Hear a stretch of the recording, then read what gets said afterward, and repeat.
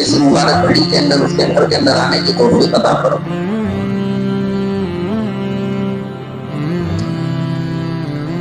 اور اللہ تبارک و تعالیٰ نے ایک احسان سب سے بڑا یہ فرمایا کہ اللہ کے نبی صلی اللہ علیہ وسلم کی امت کے اندر، یعنی امت محمدیہ صلی اللہ علیہ وسلم کے اندر پیدا فرمایا۔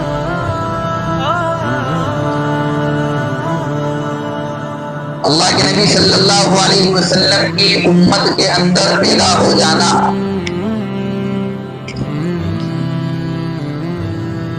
یہ ہر ایمان والے کے لیے بڑی فخر کی بات ہے۔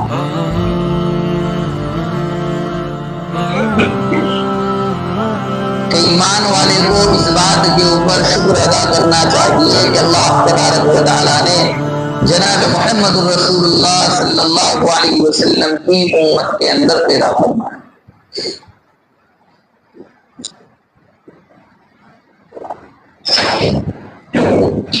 اور اس بات کے اوپر فخر بھی ہونا چاہیے ایمان والے کو کہ میں آپ صلی اللہ علیہ وسلم کا امتی۔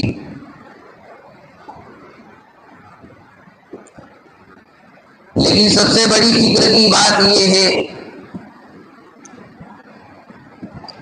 کہ جو دین اللہ تبارک و تعالیٰ نے دی ہے، جو شریعت اللہ تبارک و تعالیٰ نے دی ہے، یہ ہمارے ساتھ بچ کر ہماری قبر کے اندر، ہماری آخرت کے اندر، صراط کے اوپر، میدان حشر کے اندر قائم رہے اور ہمارے ساتھ چلی جائے۔ اور جو کلمہ جناب محمد رسول اللہ صلی اللہ علیہ وسلم نے لا کر دیا، یہ کلمہ ہمارے ساتھ ہماری قبر کے اندر چلا جائے اور اس کلمے کے اوپر ہماری اپنی موت آ جائے۔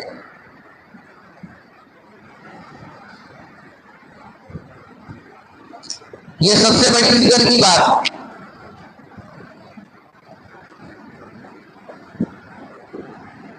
اعمال دعوت جو اللہ کے نبی صلی اللہ علیہ وسلم کو اللہ تبارک و تعالیٰ نے عطا فرمائے، اللہ تبارک و تعالیٰ نے اس دنیا کے اندر تقریباً 1,24,000 انبیاء اکرام علیہ السلام کو مبعوث فرمایا۔ سب سے اخیر میں باری آئی جناب محمد رسول اللہ صلی اللہ علیہ وسلم۔ سارے نبیوں نے اللہ کے دین کی تبلیغ کی، اللہ کے دین کو پھیلایا، لوگوں تک اللہ کے دین کو پہنچایا، اللہ کے احکام کو پہنچایا۔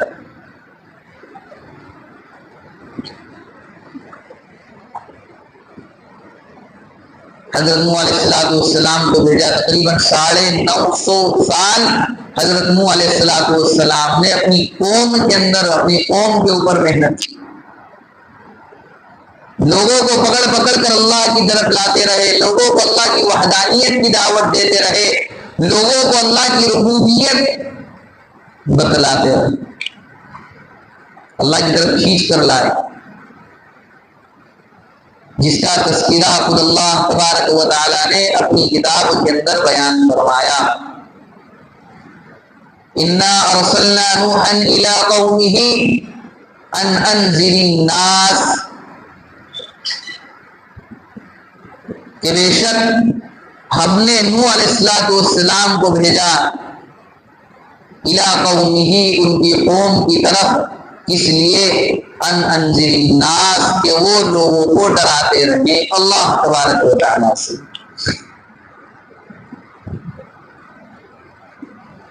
اللہ کی وحدانیت سمجھاتے رہے۔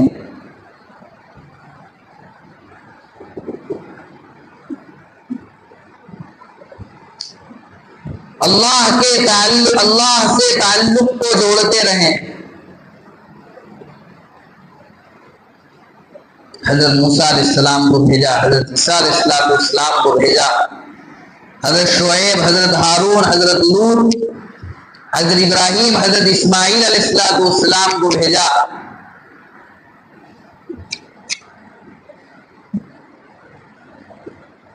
کئی سارے انبیاء اکرام علیہ السلام کو بھیجا۔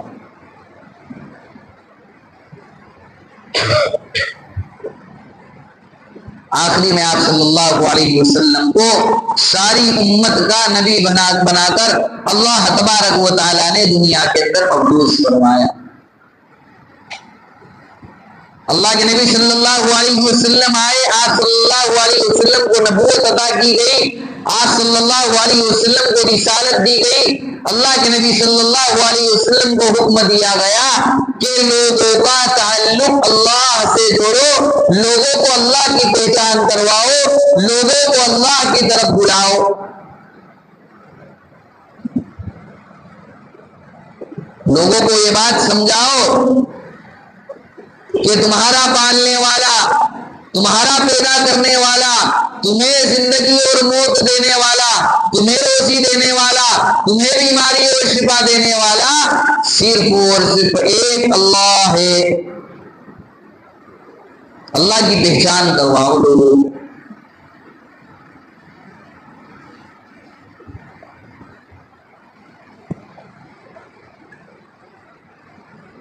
اللہ کے نبی صلی اللہ علیہ وسلم نے لوگوں کو اللہ کی طرف بلایا، اللہ کے دین کی دعوت دی، لوگوں کو اللہ سے ڈرایا، لوگوں کو اللہ کی رحمت بتلائی۔ اللہ کے نبی صلی اللہ علیہ وسلم نے یہ کام کیا، لوگوں کے اندر تبلیغ کی۔ جس نے آپ صلی اللہ علیہ وسلم کی بات کو مانا، جس نے اللہ کے نبی صلی اللہ علیہ وسلم کو نبی تسلیم کر لیا، جس نے آپ صلی اللہ علیہ وسلم کی رسالت کے اوپر جو ایمان لے کر آ گیا، اللہ تبارک و تعالیٰ نے اس کو کامیاب کر دیا۔ جس نے اللہ کے نبی صلی اللہ علیہ وسلم کی بات کو نہیں مانا، آپ صلی اللہ علیہ وسلم کی رسالت کو تسلیم نہیں کیا، اللہ تبارک و تعالیٰ نے اس کو ناکام کر دیا۔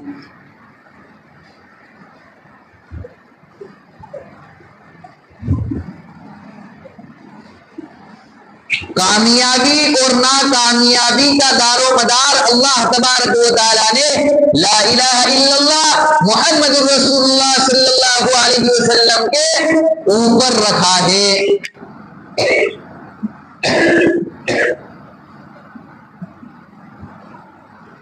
کلمہ پڑھ لو، اللہ تبارک و تعالیٰ کو اپنا رب تسلیم کر لو، جناب محمد رسول اللہ صلی اللہ علیہ وسلم کی رسالت کو، آپ کی نبوت کو تسلیم کر لو، اللہ تبارک و تعالیٰ کامیاب کر دیں گے۔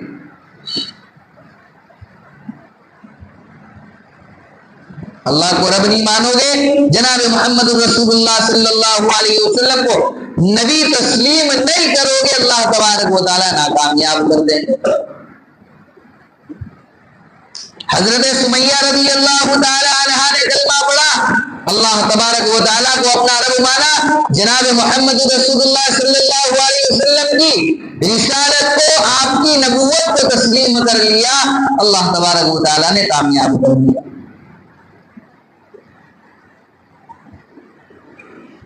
ابو جہل نے، عتبہ نے، شیبہ نے اللہ کے نبی صلی اللہ علیہ وسلم نے جو کلمہ پیش کیا، اللہ کو رب نہیں مانا، اللہ کے نبی صلی اللہ علیہ وسلم کی رسالت کو، آپ کی نبوت کو تسلیم نہیں کیا، اللہ تبارک و تعالیٰ نے کیا کر دیا؟ ناکام کر دیا۔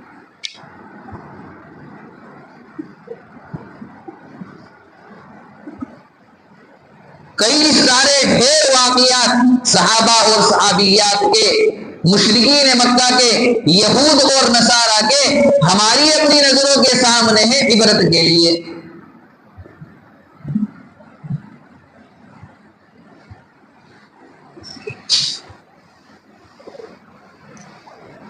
عبرت حاصل کرنے کے لیے، سبق لینے کے لیے، موعظت اور نصیحت کے لیے۔ غزوہ خیبر کا واقعہ، اللہ کے نبی صلی اللہ علیہ وسلم صحابہ کے ساتھ خیبر کے قلعے کے محاصرے کے لیے داخل ہو گئے، چلے گئے، پڑاؤ ڈال دیا۔ یہودیوں کا جو قلعہ تھا خیبر کے اندر،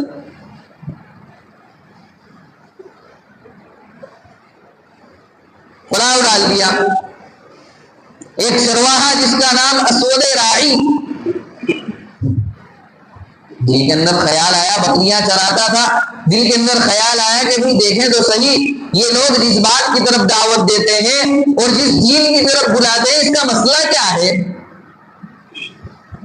اسود رائی، کالے کلوٹے ہیں، اپنی بکریاں لے کر نکلے باہر کھلے گئے۔ راستے میں ایک صحابی ملے،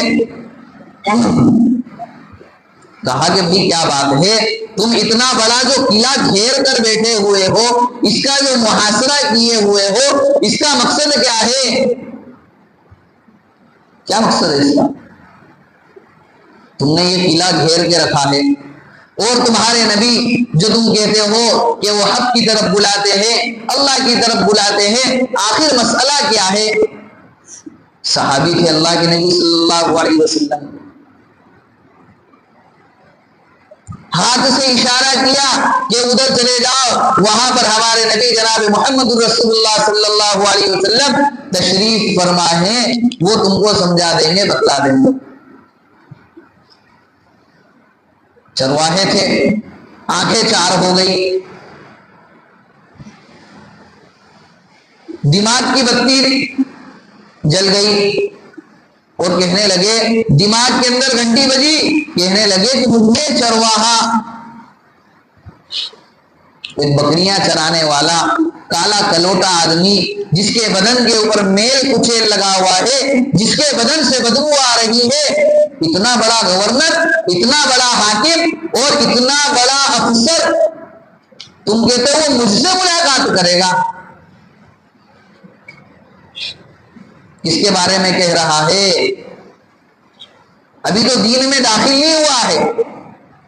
اسود رائی کس کے بارے میں کہہ رہا ہے؟ جناب محمد رسول اللہ صلی اللہ علیہ وسلم کے بارے میں کہہ رہا ہے کہ وہ اتنا بڑا آدمی مجھ جیسے بکری چرانے والے کالے کلوٹے آدمی سے بات کرے گا؟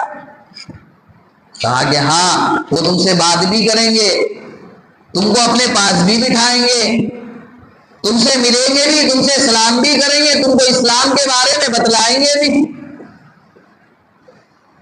اسود رائی کہتے ہیں کہ میرا دماغ کام نہیں کر رہا، میں چلا جناب محمد رسول اللہ صلی اللہ علیہ وسلم کے پاس، اللہ کے نبی صلی اللہ علیہ وسلم کے پاس گیا، اللہ کے نبی صلی اللہ علیہ وسلم سے کہا کہ آپ جس دین کی طرف دعوت دیتے ہیں، آپ جس دین کی طرف بلاتے ہیں، اس کا کیا مسئلہ ہے، اس کی کیا حقیقت ہے؟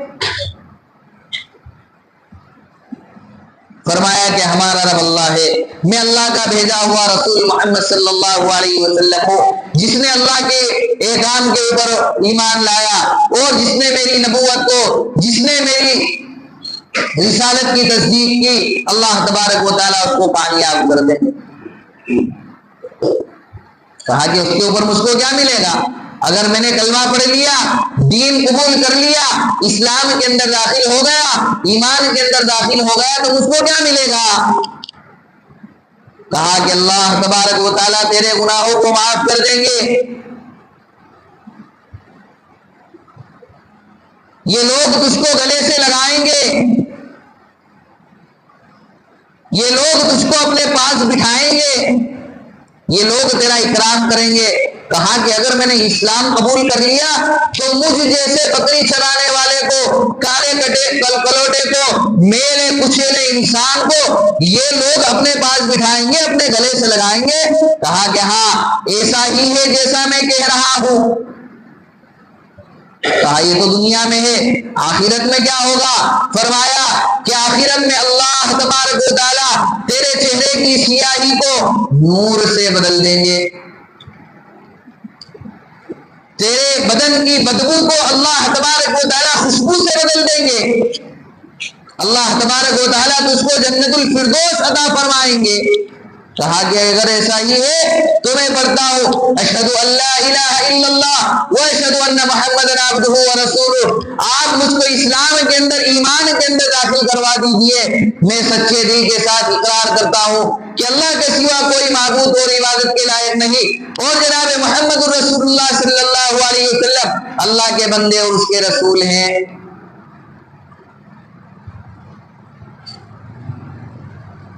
جب انہوں نے کلمہ پڑھا لوگوں نے گلے سے لگایا، سینے سے لگایا، استقبال کیا۔ فرمایا اب میں کیا کروں؟ خیبر کا محاصرہ کیا تھا نا، خیبر کے قلعے کا، اللہ کے نبی صلی اللہ علیہ وسلم۔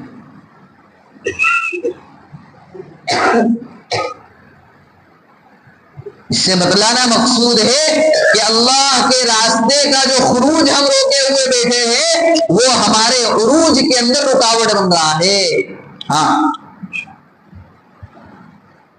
اللہ کے راستے کا جو خروج ہے جس کو ہم روکے بیٹھے ہوئے ہیں وہ ہمارے عروج کے اندر، ہماری ترقی کے اندر، ہماری کامیابی کے اندر رکاوٹ بنا بیٹھا۔ جب تک ہم اللہ کے راستے کے خروج کو اختیار نہیں کریں گے تب تک ہمارے اپنے اندر عروج پیدا نہیں ہوگا، ہم کامیاب نہیں ہو سکتے۔ اسود رائی رضی اللہ تعالی عنہ اب بندے، پہلے اسود رائی تھے اب اسود رائی بن گئے۔ فرمایا کہ اللہ کے نبی صلی اللہ علیہ وسلم اب کیا کروں؟ کہا کہ اگر کامیاب ہونا چاہتا ہے چلا جا خیبر کی جنگ لڑ۔ اسود رائی رضی اللہ تعالی عنہ گئے، کفار سے لڑے، اتنا لڑے کہ شہید ہو گئے۔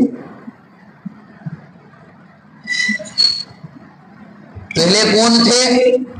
اسود رائی، جن کو لوگ اپنے پاس بٹھانا، ان سے بات کرنا پسند نہیں کرتے تھے۔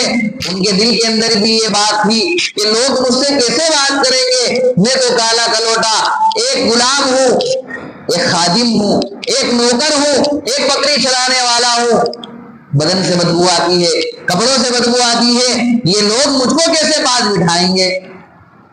شہید ہو گئے۔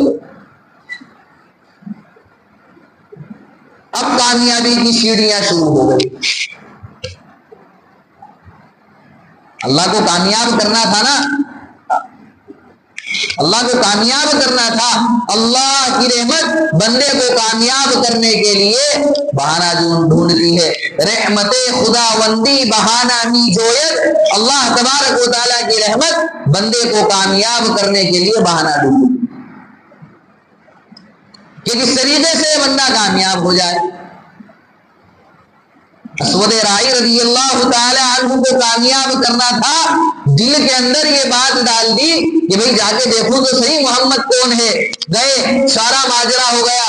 اللہ کے نبی صلی اللہ علیہ وسلم نے فرمایا تھا کامیاب ہونا چاہتے ہو چلے جاؤ میدان جنگ کے اندر۔ گئے میدان جنگ کے اندر، اللہ کے راستے کے خروج کو اختیار کر لیا، اللہ تبارک و تعالیٰ نے کامیاب کر دیا، شہید ہو گئے، شہادت کی موت مل گئی۔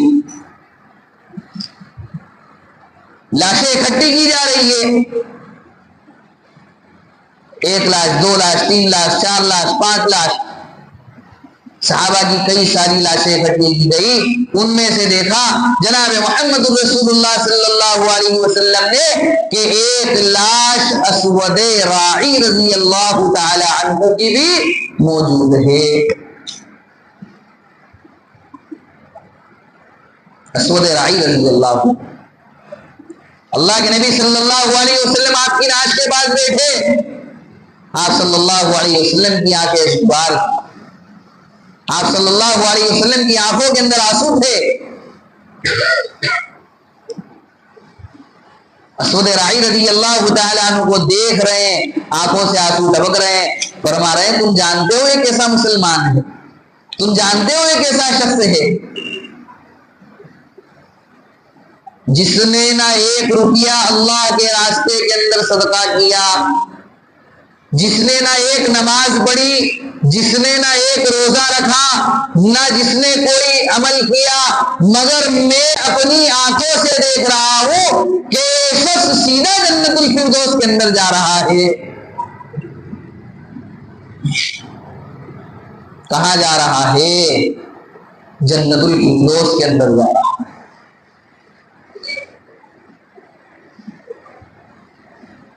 کس عمل کی بنیاد کے اوپر جا رہا ہے؟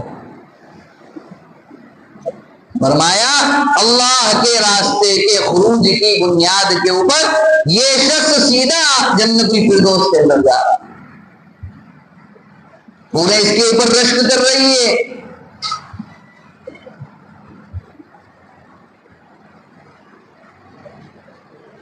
اسی لیے بزرگوں، جب تک ہم اللہ کے راستے کے خروج کو اختیار نہیں کریں گے، فرمایا کہ یہ چیزیں ہماری ترقی کے اندر رکاوٹ بنتی رہے گی۔ اللہ کے راستے کے خروج کو آج ہم کیا سمجھ رہے ہیں؟ معمولی سمجھ۔ اللہ کے راستے کا خروج، اللہ کے راستے کا مجاہدہ کوئی معمولی چیز نہیں ہے۔ ہاں، اللہ کے راستے کے اندر نکلنا، اللہ کے دین کی تبلیغ کرنا، یہ کوئی معمولی چیز نہیں ہے۔ اللہ تبارک و تعالی جس کے دل کے اندر فکر ڈالتے ہیں امت کی، جس کے دل کے اندر قرآن ڈالتے ہیں، جس کے دل کے اندر اللہ تبارک و تعالی امت کا درد ڈالتے ہیں، اللہ تبارک و تعالی اس کو اللہ کے راستے کے خروج کے لیے قبول کرتے ہیں۔ اب میں اپنا جائزہ لوں، میرے دل کے اندر امت کا درد، امت کی فکر، امت کی قرآن، امت کی طلب موجود ہے کہ نہیں ہے؟ اگر نہیں ہے تو حضرت مولانا یوسف صاحب رحمۃ اللہ علیہ کی زندگی کو اٹھا کر دیکھا جائے، اللہ کے نبی صلی اللہ علیہ وسلم کی زندگی کو پہلے دیکھا جائے۔ جنت البقیع ہے، اندھیری رات ہے، اللہ کے نبی صلی اللہ علیہ وسلم سجدے کے اندر پڑے ہوئے ہیں، صحابہ ڈھونڈ رہے، فرمایا کہاں ہے؟ اللہ کے نبی صلی اللہ علیہ وسلم جنت البقیع کے اندر پڑے ہوئے سجدے کے اندر کیا مانگ رہے ہیں؟ اللہم اغفر لامتی فانہم لا یعلمون، اے اللہ میری امت کی مغفرت فرما، اس لیے کہ لوگ جانتے نہیں، ارے یہ تو معصوم لوگ ہیں۔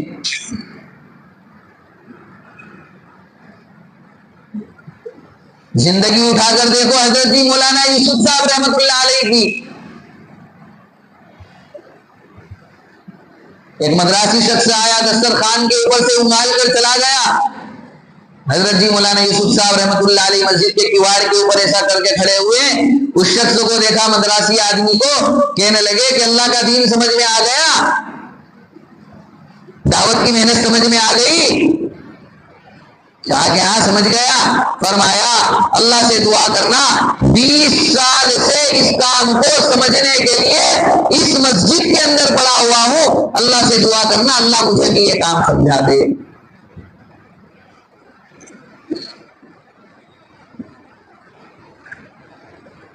اللہ فکر کی بنیاد کے اوپر کام دیتے ہیں۔ آج ہماری دعا کے اندر اور ہماری عبادت کے اندر جوڑ نہیں رہا، جس کی بنیاد کے اوپر ہماری دعاؤں کے اندر اثر ہوئے۔ ہماری دعا اور ہماری عبادت کے اندر کیا نہیں رہا؟ جوڑ نہیں رہا۔ دعائیں نبیوں والی، کام نبیوں کے دشمنوں والے، تو اللہ تبارک و تعالی ہماری مدد کہاں سے ہوگا؟ دعا زبان سے کیسی مانگی جا رہی ہے؟ نبیوں والی دعا، لیکن دعاؤں کے بعد جو، نمازوں کے بعد جو، دعوت کے بعد جو اعمال کیے جا رہے ہیں وہ نبی کے دشمنوں والے کیے جا رہے ہیں۔ اللہ کی مدد، اللہ کی فتح، اللہ کی نصرت ہمارے پاس کہاں سے آئے گی؟ اس کام کو حضرت جی مولانا الیاس صاحب رحمۃ اللہ علیہ لے کر کھڑے ہوئے، لوگوں کا درد دل کے اندر تھا، لوگوں کا غم دل کے اندر تھا۔ بیت الخلاء کی صفائی کر رہے ہیں، گاڑی آ گئی، کچرا گاڑی، صفائی کر رہے ہیں، ڈبے اٹھا کر لے گئے اور کہنے لگے گاڑی والے سے رکو بھائی رکو، ڈبے ڈال دی اور کہنے لگے کہ یہ تو میرے مہمان تھے، مسجد کے اندر قیام کرنے والے لوگ یہ تو میرے مہمان تھے۔ اللہ کا دین ویسے سمجھ میں نہیں آئے گا، اللہ کے راستے کے خروج کو اختیار کرنا پڑے۔ اللہ نے اسی کام کی بنیاد کے اوپر اس امت کی تعریف بیان فرمائی، کنتم خیر امت اخرجت للناس تأمرون بالمعروف وتنہون عن المنکر وتؤمنون باللہ۔ آج اللہ کے راستے کے خروج سے رکے ہوئے بیٹھے ہیں، اللہ کی مدد، اللہ کی نصرت آتی ہوئی نہیں دیکھ رہے۔ کام کرنے والوں کو تیسری نگاہوں سے دیکھ رہے، اللہ کی مدد اللہ کی نصرت نہیں آئے گی، نہیں دیکھیں گے۔ اگر کام کرنے والے کو تیسری نگاہ سے دیکھو گے، اگر کام کرنے والے کو گری ہوئی نگاہ سے دیکھو گے، اللہ کی نصرت سے محروم رہ جاؤ گے۔ یہ دعوت کا کام، یہ نبیوں والا کام ہے۔ یہ کرنے والے کارے نبوت کو لے کر کھڑے ہوئے تھے، کارے نبوت کو لہجے نبوت کے مطابق کر رہے ہیں۔ معلوم ہوا یہ نبیوں والا کام ہے۔ ختم نبوت کے صدقے طفیل میں اللہ نے اس امت کو اس کام سے نوازا ہے۔ ختم نبوت کے صدقے طفیل میں اللہ نے اس امت کو اس کام سے نوازا۔ اس لیے بار بار کہا جاتا ہے اللہ کے راستے کے خروج کو اختیار کر لو، کامیاب ہو جاؤ۔ اللہ کے دین کی محنت کے اندر خود بھی لگ جاؤ، اپنی نسلوں کو لگا دو، اللہ کامیاب کر دے گا۔ اگر دین کی محنت نہیں کرو گے، ناکامیابی ہمارا مقدر بن جائے گی۔ اللہ کہہ رہے ہیں، اللہ مطالبہ کر رہے ہیں، اللہ سمجھا رہے بار بار، وَلْتَكُن مِّنكُمْ أُمَّةٌ يَدْعُونَ إِلَى الْخَيْرِ وَيَأْمُرُونَ بِالْمَعْرُوفِ وَيَنْهَوْنَ عَنِ الْمُنكَرِ وَأُولَٰئِكَ هُمُ الْمُفْلِحُونَ۔ تم میں ایک ایسی جماعت ہونی چاہیے جو لوگوں کو خیر کے کاموں کی طرف بلائے، لوگوں کو برائیوں سے روکے۔ یہی لوگ فلاح پانے والے ہیں، یہی لوگ کامیاب ہیں۔ کون کامیاب ہے؟ یہ سر جوڑ کر بیٹھنے والے کامیاب ہیں، لوگوں کی فکر کرنے والے کامیاب ہیں، یہ مشورے کرنے والے کامیاب ہیں، یہ 2.5 گھنٹے کی محنت کرنے والے کامیاب ہیں، یہ دشت کرانے والے، یہ 3 دن لگانے والے، یہ چلے اور 4 ماہ لگانے والے، یہ اللہ کی نظروں کے اندر کامیاب ہے۔ اس لیے یہ لوگ امر بالمعروف کر رہے ہیں، نہی عن المنکر کر رہے ہیں، لوگوں کو اچھائی کا حکم دے رہے ہیں، برائیوں سے روک رہے ہیں۔ یہ لوگ کیا ہیں؟ کامیاب۔ لیکن آج یہ بات ہمارے سمجھ میں نہیں آئی، دعوت کا کام سمجھ میں نہیں آ رہا ہے۔ ساری چیزیں سمجھ میں آ رہی ہے لیکن دعوت کا کام سمجھ میں نہیں آ رہا ہے۔ دعوت کے کام سے رک جاؤ گے، اللہ تبارک و تعالیٰ مصیبتیں نازل کریں گے، اللہ راحتیں نہیں پہنچائیں گے۔ ایک شخص سے ملاقات ہوئی، کہا پریشان ہوں، میں نے کہا مسجد والے اعمال کے اندر جڑ جاؤ، ساری پریشانیاں ختم ہو جائیں گی۔ 10 منٹ بعد ایک شخص کہا، وہ بھی یہی کہہ رہا ہے کہ پریشان ہوں، دعا کرو کہیں ہو جائے۔ میں نے کبھی نمازیں پڑھ رہے ہیں؟ کہا نماز تو پڑھ رہا ہوں نا۔ میں نے کہا کہاں پڑھ رہے ہیں آپ نمازیں؟ کہا آپ چالو کریں گے نا، چالو کریں گے نماز۔ تو میں نے کہا کہ جب تک اللہ کے گھر سے نہیں جڑو گے، حالات تمہارے اوپر سے ختم نہیں ہوں گے۔ آج ہم حالات مارکیٹ سے ختم کرنے کی کوشش کر رہے ہیں، حالانکہ حالات جو درست ہوں گے وہ اللہ تبارک و تعالیٰ مسجد والے اعمال سے درست کریں۔ اس دعوت کے کام میں لگو گے، دعوت کے کام کو اپنا اوڑھنا بچھونا بنا لو گے، اللہ تبارک و تعالیٰ تمہارے حالات کو بدل دیں گے۔ اگر دعوت کے کام سے نفرت کرو گے، دعوت کے کام سے عداوت رکھو گے، دعوت کے کام سے اور دعوت کے کام کرنے والوں سے، دعوت کے کام سے، دعوت کا کام کرنے والوں سے عداوت اور دشمنی رکھو گے، اللہ تمہاری نسلوں کو اس کے دین سے محروم رکھ دے گا۔ اللہ نسلوں کو دین سے محروم رکھ دے گا اگر دعوت کے کام سے دشمنی کرو گے۔ اس لیے اللہ کے راستے کے خروج کو اپنائیں، اللہ کے راستے کے اندر نکلنے کو اپنا کیا بنا لے، اوڑھنا بچھونا بنا لیں گے تو اللہ تبارک و تعالیٰ اس نبیوں والے کام کی برکت سے ہمارے اپنے حالات کو کیا کر دیں گے، درست کریں گے۔ حالات جو آ رہے ہیں وہ ختم ہو جائیں گے اس نبیوں والے کام کی برکت سے۔ اس لیے یہ جماعت والے آ رہے نا جو، اور یہ بار بار سمجھا رہے 5 اعمال، مستورات کا قیام، مستورات کی تعلیم، بچوں کی تعلیم اور تربیت، ابھی وقت ہے، ابھی سمجھ لو، وقت چلا جائے گا، سمجھنے کی صلاحیت ختم ہو جائے گی۔ بار بار کہہ رہے ہیں مستورات کی جماعت کے لیے نئی نئی قیام گاہوں کو کھولا جائے، ہمارے سمجھ میں نہیں آ رہا ہے، ہم کیا سوچ رہے؟ ایک جگہ صاحب سے ملاقات کی، جب مستورات کی تعلیم شروع کرو، آگے یہاں آئے گا کون؟ مستورات کی جماعت کا قیام کروا لیں گے، سننے والا کون آئے گا؟ مطلب ان کو مستورات کی جماعت کا قیام کروانا نہیں۔ اس لیے بزرگوں 5 اعمال کے ساتھ تعلیم کے اندر، تعلیم کو اپنے گھروں کے اندر زندہ کیا جائے، اس کے علاوہ مستورات کی جماعت کا قیام اپنے گھروں کے اندر کروائیں، تاکہ ہمارے اپنے گھروں کی بے دینی کیا ہو جائے؟ ختم ہو جائے۔ کھانا پینا نہیں مانگتے وہ لوگ تو یہ مانگتے ہیں کہ بس آپ اپنا گھر دے دیں، کھانا پینا ہمارا ہے سب۔ اللہ کرے ہم کو یہ بات ہمارے سمجھ میں آ جائے، ورنہ ایسی کارگزاری ہے کہ جس کا ہم اندازہ نہیں لگا سکتے۔